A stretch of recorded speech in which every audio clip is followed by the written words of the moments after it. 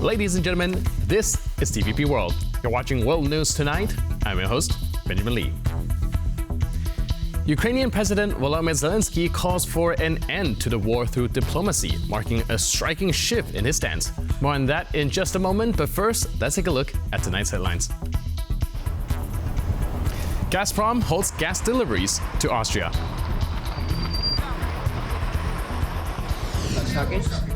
Protests erupt in Georgia as citizens reject election result. Poland bets big on AI. Will it deliver? Ukrainian President Volodymyr Zelenskyy has emphasized the need to bring an end to the war next year through diplomatic efforts, marking a notable shift from his usual stance of fighting as long as necessary. This statement comes amid heightened political tensions following Donald Trump's re-election as U.S. president. Meanwhile, Kyiv's Western allies are reaffirming their support and intensifying diplomatic engagements to address the ongoing Russian invasion. From the President of the United States, Donald Trump. Donald Trump still hasn't formally returned to the Oval Office. But things are already moving fast when it comes to the war in Ukraine. From our side, we must do everything so that this war ends next year, ends through diplomatic means. The question is whether doing everything to end the war so soon includes giving up the 20% of Ukrainian land currently under the control of the Russian occupiers. Less than a month ago, President Zelenskyy sang a stronger tune. We must secure Ukraine's sovereignty and our territorial integrity, our people's safety, and our right to live freely, just like your nations, just like any other people. Thank you, everybody. Great honor. Thank you very much. This war has got to stop, said Donald Trump on Friday. And later that day, German Chancellor Olaf Scholz was on the first phone call to Vladimir Putin in 2 years to discuss peace negotiations. Russia is making slow but steady gains in the East Front. Despite the pressure from the US president-elect, Kyiv's Western allies are putting on a brave face. We, the leaders of the Group of Seven, reaffirm our unwavering support for Ukraine for as long as it takes. We stand in solidarity, contributing to its fight for sovereignty, freedom, independence, territorial integrity and its reconstruction. The foreign ministers of Poland, France and Germany will discuss how to move forward at the Weimar Triangle Summit in Warsaw on November 19th. As you can see, it is Warsaw that will host the most important talks on this crisis. Experts say the definition of Western support could change along with the potential shift of US policy towards the war.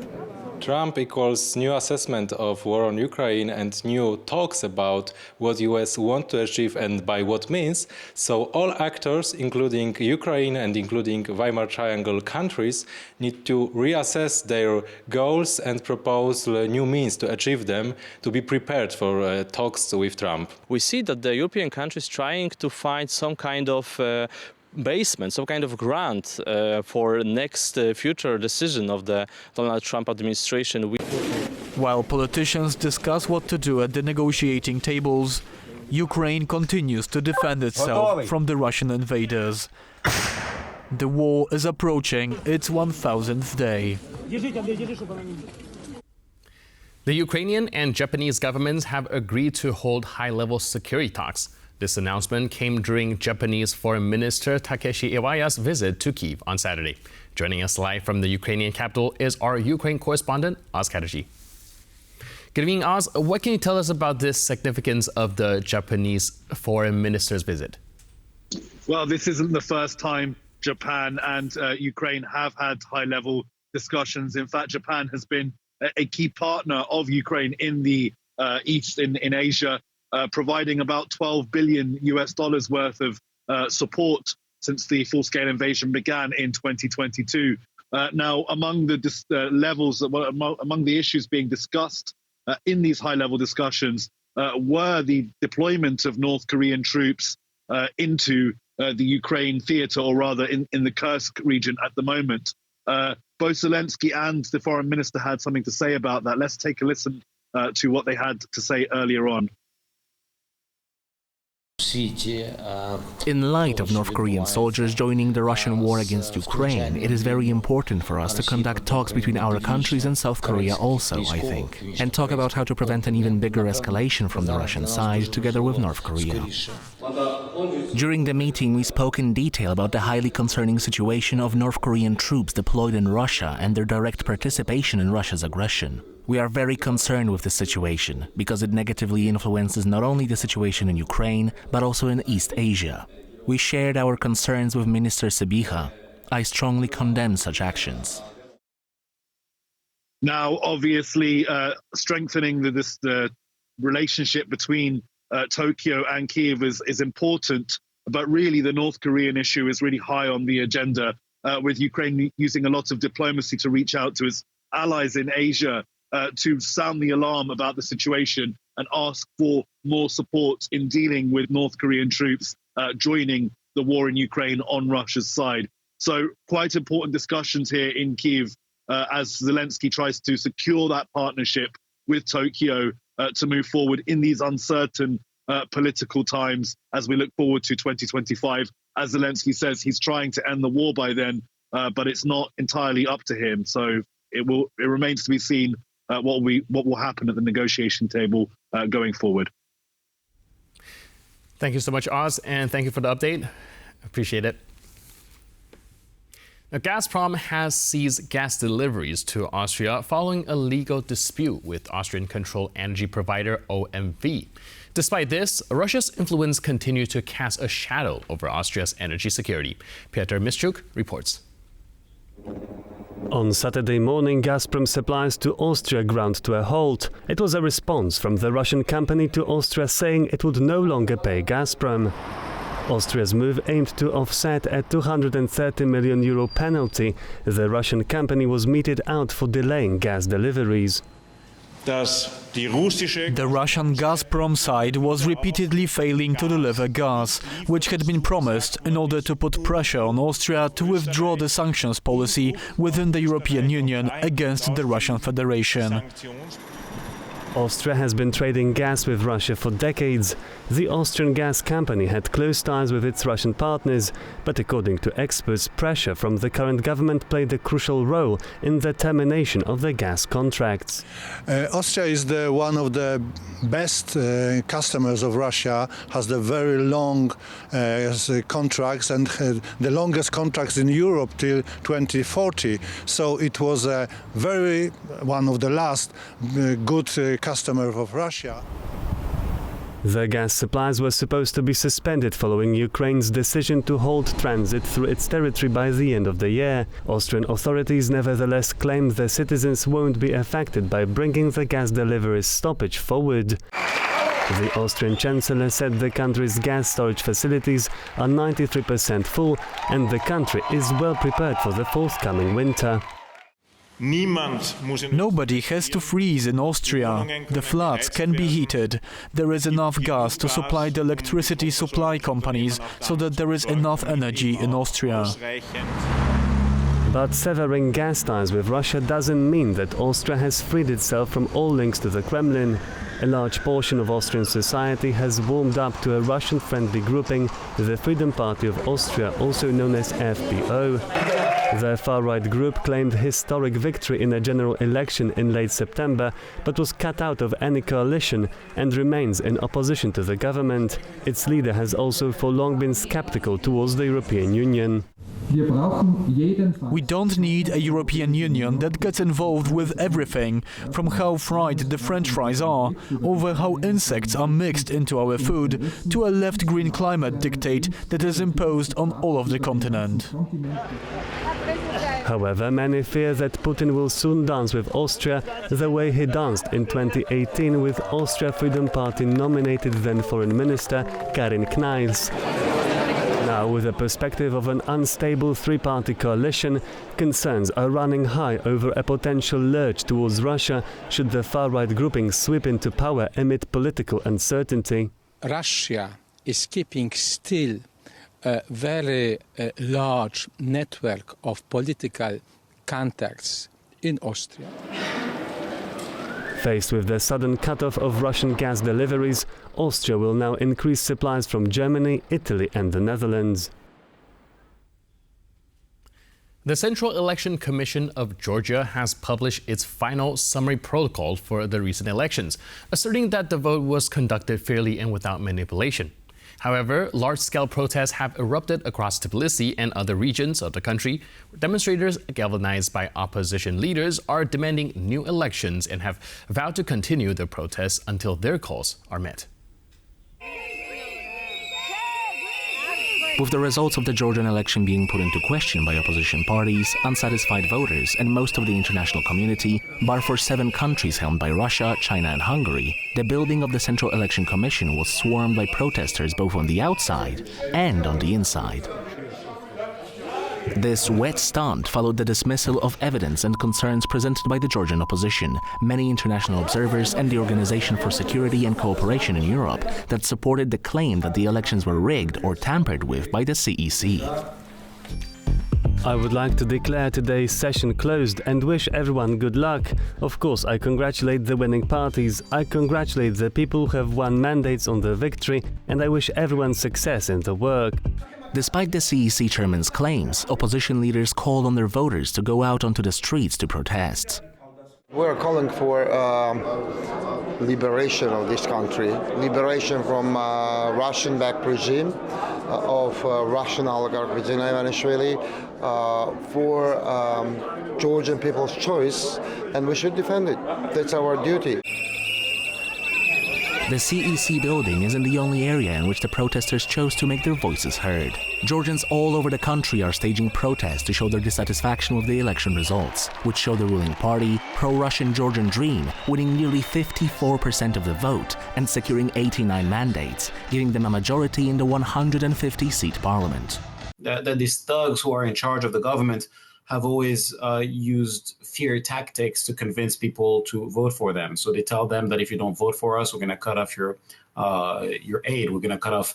We're going to fire you from your jobs. We're going to persecute you in a lot of different various ways. And the fact that the ballots were see-through actually meant that they were able to see how each person voted in those precincts. Over the course of this year alone, both opposition parties and Tbilisi's international partners have noticed a shift in the direction Georgia is heading in.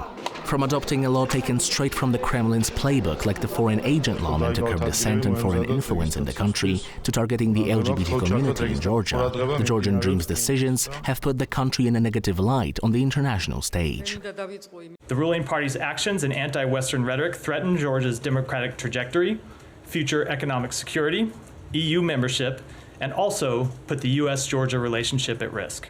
With the protests nowhere close to stopping, the next parliamentary session scheduled for 10 days after the CEC resolution announcement, and the opposition politicians saying they'll refuse their mandates, analysts say Georgia might be headed for a political deadlock until a satisfactory solution is found.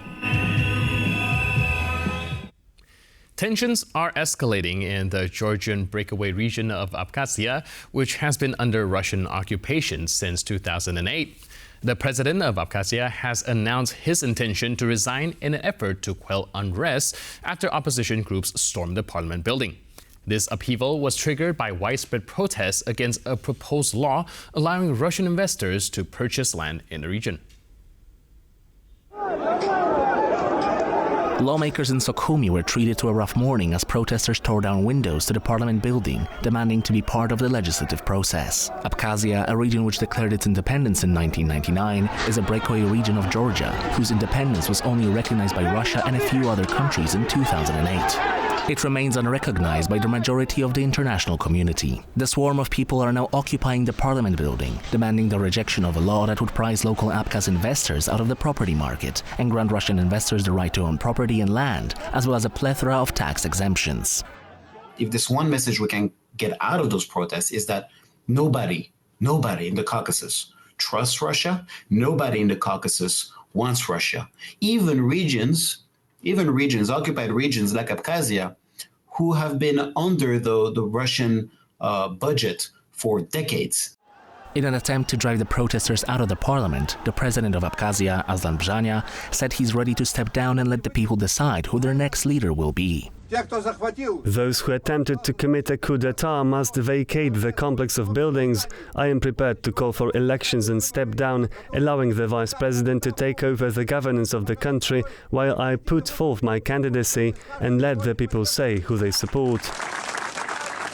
The people, however, weren't swayed, as the president's statement was preceded by his so-called escape from Sukhumi. Unfortunately, the negotiation process was stopped because the president has fled. We cannot find people who can tell us where and in what direction he did it. According to our information, there is a high probability that he is in a Russian military base. The officials opposed to the proposed legislation say giving Russians the right to purchase property poses an existential threat to the nation of Abkhazia. The Polish government has pledged a significant investment of 1 billion zloty, equivalent to 230 million euro, in artificial intelligence initiatives. But how transformative can this funding be for the AI sector? Sonia Agata-Wieszczan has the details.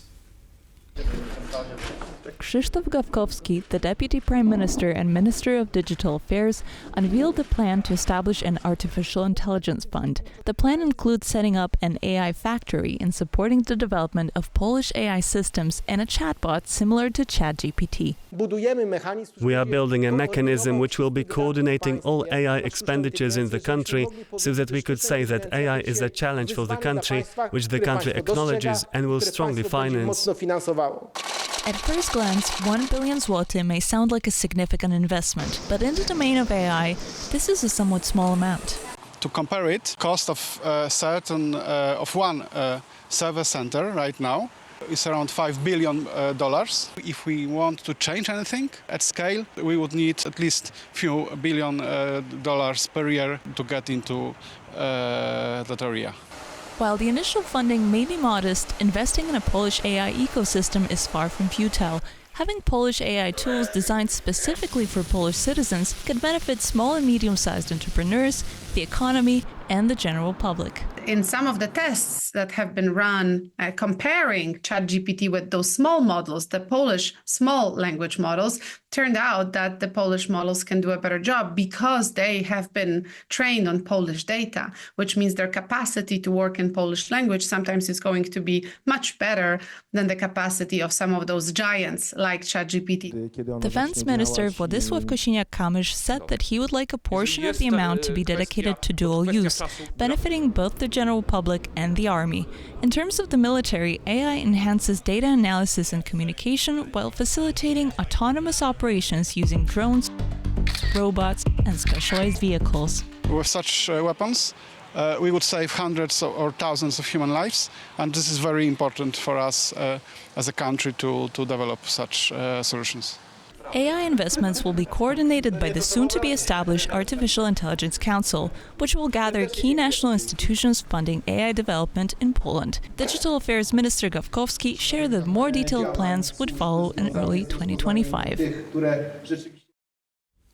President Zelenskyy has stressed the importance of ending the war in Ukraine next year through intensified diplomatic efforts.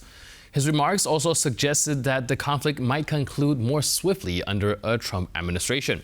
As policies shift and Ukraine faces ongoing challenges on the battlefield, questions loom about the path forward for both the nation and global diplomacy. Joining us today on TVP World to share her insight is Elizabeth Rao, Senior Fellow at the Atlantic Council. Hello and welcome to TVP World. Hello. So, just very recently, Zelenskyy called for an end to the war through diplomacy. Now, this marks a very striking shift in his stance, where he said today that we must do everything we can to bring a war to an end through diplomacy. What gives? It is an extraordinary development that has taken place today, and that follows the phone call between Olaf Scholz and Vladimir Putin also this week, which was another remarkable development. And I think it's clear that Zelenskyy is seeing the circumstances shift in the West.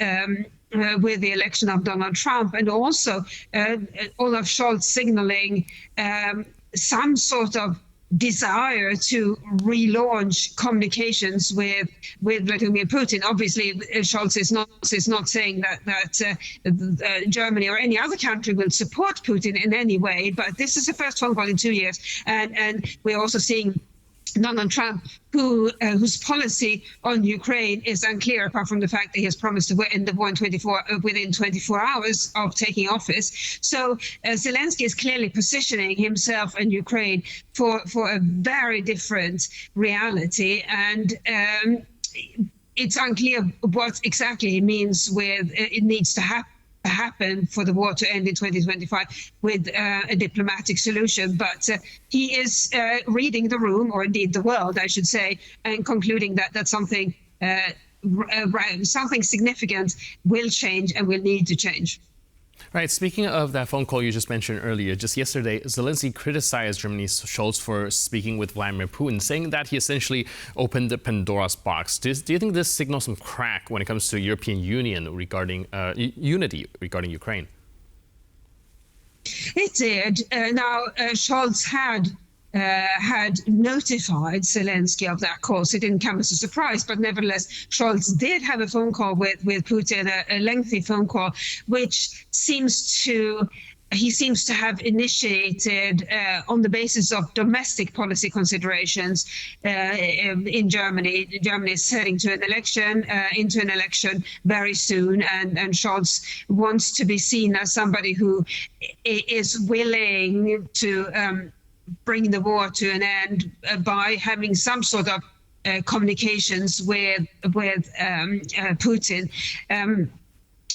Unsurprisingly, the phone call was not welcome news to Ukraine, which had previously been promised by its Western partners that they will do nothing without Ukraine being a participant in it. Now, this phone call was between Scholz and Putin, and it didn't involve Zelenskyy, so it can't have been welcome news for the Ukrainians. And as Zelenskyy rightly said, it will open a Pandora's box, because now other leaders may conclude that it would be a good idea for them too to hold conversations with Putin. Now, they may not make any concessions, but the fact that this phone call has taken place signals for Putin that his time in complete isolation from the West, or almost complete isolation from the West, is over.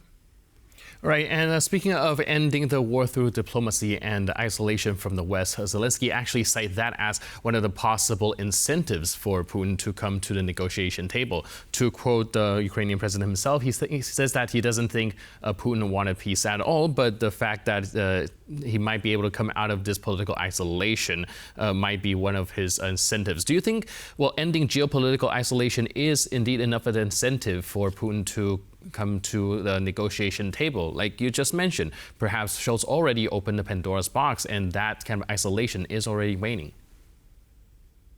The isolation is already declining, but we should remember that it was never complete isolation. And this is, I think, has been the really unpleasant surprise for the West in this war, that other countries, non-Western countries, didn't follow the West in imposing sanctions and isolating Russia. It was only the West, meaning Western, Europe, North America, Australia, Japan, South Korea, and a few more countries. They were the only ones that were serious about isolating Russia. Other countries said, well, hang on, we will keep trading with Russia. We are not going to isolate Russia. And we saw that most recently with the BRICS meeting in Kazan, where leaders from non-Western countries gathered, and Putin was very much not isolated. And we have seen it also with various African leaders maintaining relations with him. So his isolation,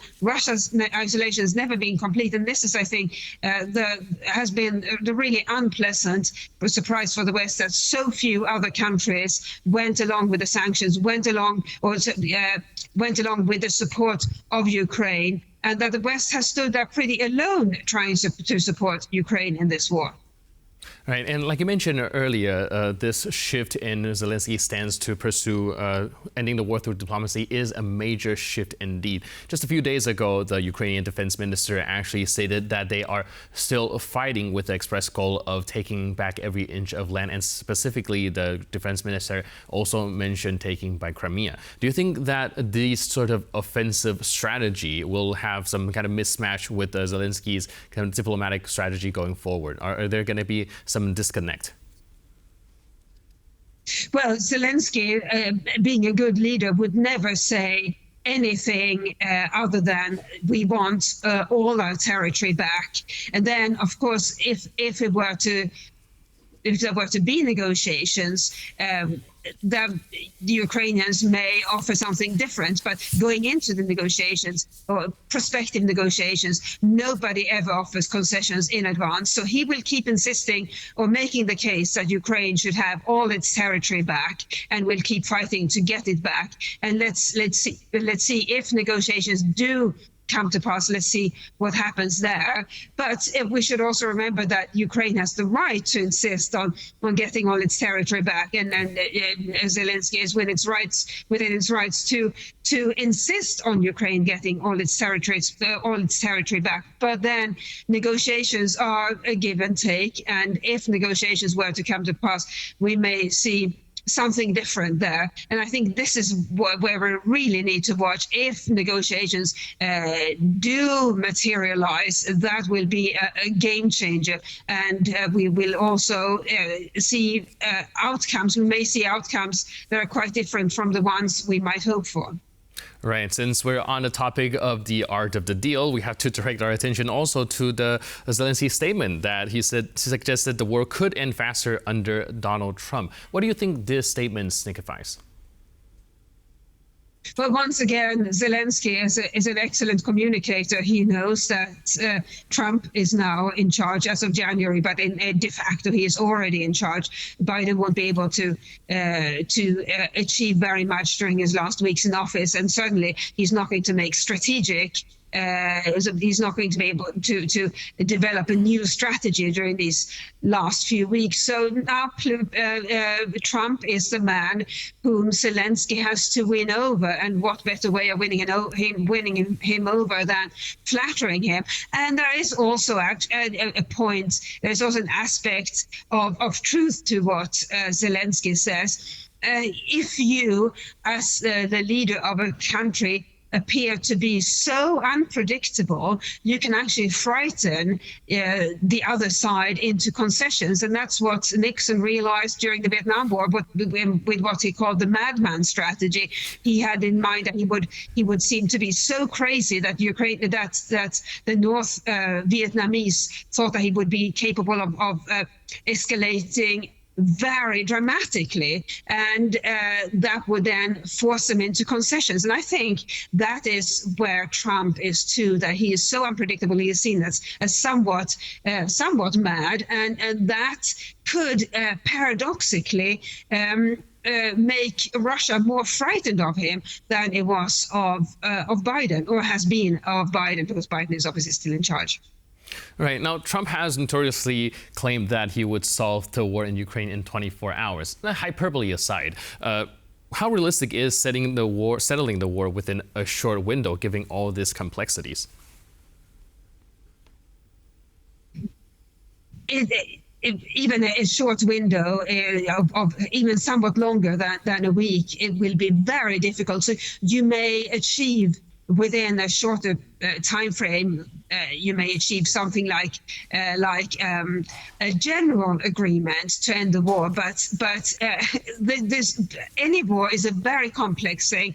It requires negotiations, and those negotiations are not done by the 2 or the 3 or the 4 or 5 or 6 main leaders in the room. It's done. Those negotiations about the details are carried out by ministers and even more likely by officials, and they will have to haggle over lots of details. So it's not going to be quick. What Trump may be able to achieve is that sort of general agreement that the war should end quickly. and then he leaves the rest to his officials, and indeed to other countries' officials, including the officials of Ukraine, who will be very, if this comes to pass, if negotiations come to pass, Ukrainian officials will be very careful and detail-oriented, so that they don't, nothing that Ukraine could get slips out of Ukraine's hands. Thank you so much for your input and insight. I really appreciate it. And thanks for being with us on TVP World. Cheers. Thank you. And thank you for watching this edition of World News Tonight. But for more news, update, and commentary, please stay tuned to TVP World.